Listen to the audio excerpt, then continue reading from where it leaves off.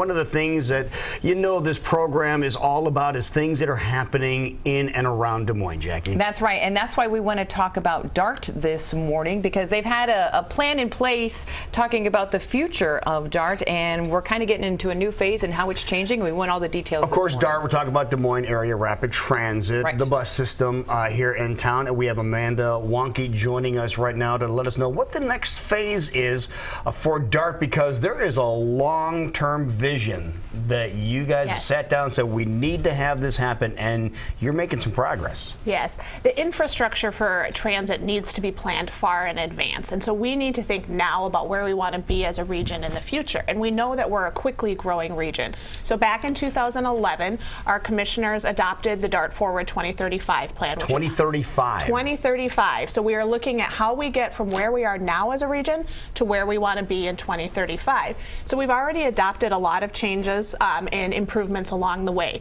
One of the things that we've added is the Route 52, which is the route from Jordan Creek to downtown, and that is one of our fastest growing routes. Both people coming in, those who live in West Des Moines, and those coming downtown, to those who live in Des Moines and are maybe going out to work in the Jordan Creek area. So looking at places like that, where are we growing? How is our population changing? What do we need to plan for and add in terms of service for the future, so that we as a region are ahead of the game and have a vision rather than trying to play catch up as we grow, and as we know, congestion on our roads will grow and the needs of our populations change. You said the needs of your population. How is the needs of the population changed over the past several years? Sure. Well, one of the things we know is that millennials and young professionals really look for public transit. In fact, studies have shown that they often look for where they want to move before they look for their job. They look for the culture. They look for a lot of pieces that are important to the city, and as we look at that, we know that public transit is one of the top 3 things millennials look for. Really?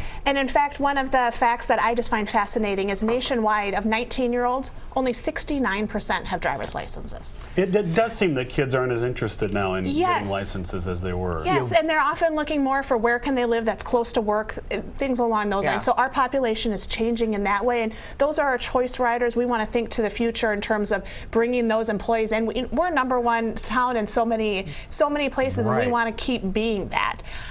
In addition, we have those in our community who are dependent on transit, who can't afford their own cars, maybe can't use cars due to disabilities, and the low income population is growing in our community, and we need to think about how we support that population and how we help them get to jobs and medical appointments. All right, in full disclosure here, I've not been on a bus forever in Des Moines. Other cities I have, because I'm used to using buses in other cities, but what does it cost now to ride a bus in Des Moines? The bus fare is $1.75 for our local routes. And where will that, because the new bus station, you see it every day off the camera. It's a couple blocks from where we are. It's gorgeous, by the way. It's a great building, man. It is so cool. Yes. But it could take you as far west as Jordan Creek. And what about south? How far south do we go? Ankeny, Altoona, and then to the end of Des Moines. And then we also have park and rides around the community. One thing to know about our services is we also have a rideshare program. So for those who aren't on our fixed route services, we have about right now around 90 van pools running. They run from as far south as the border. We have people that spend an average of 2 hours a day on their van pools coming into town. Yes. I had no idea. So when we look at the services, we're really looking at all 3 of our services: that fixed route traditional bus service, our van pool rideshare program, and then the paratransit service, which are those services for people who aren't able to take the fixed route due to their medical situation. So we offer that paratransit service. So what are we encouraging people to do this morning as you move forward? Are we just saying, hey, go out and check it out? Or I know you were looking for some feedback. We want involvement. The public transit, we want to serve the needs of our community, and we really want to get a handle on what people think and need in terms of transit. One of the things we ask in a survey we're taking is, where do you need stops to get where you need to go? What would incentivize you to take the bus? We want to learn what people's needs and desires are in terms of transit. So there's a survey, ridedart.com/dartforward. If you go to that website, you can take the survey. We also have a lot of public meetings the week of February 29th.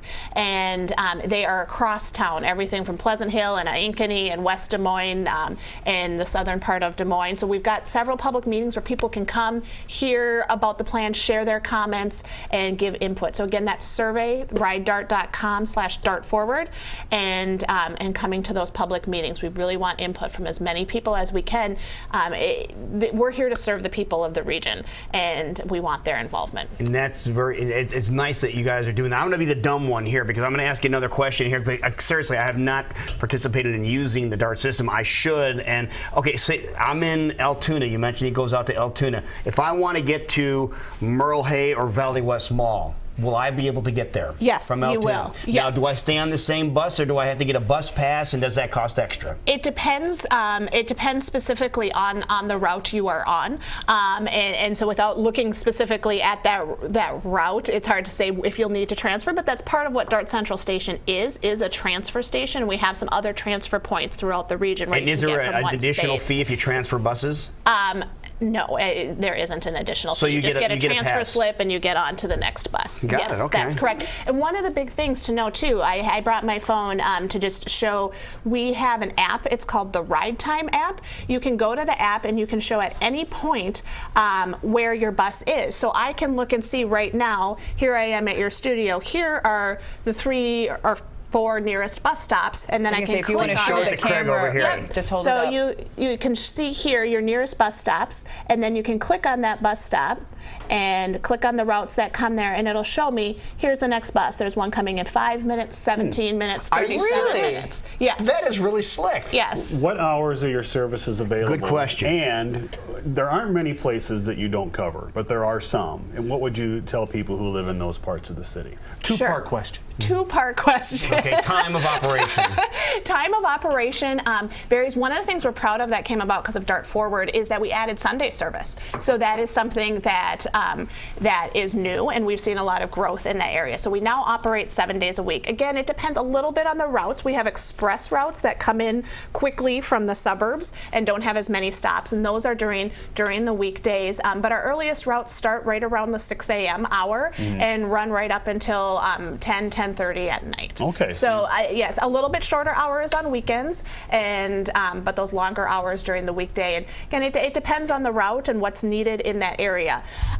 And people who don't have service, that's part of what we want to plan for the future and really hear from. We have transit planners that on our staff, as well as consultants we work with, who are looking at where are the populations growing, where is the density in our region, and where are those pockets of people that most need service.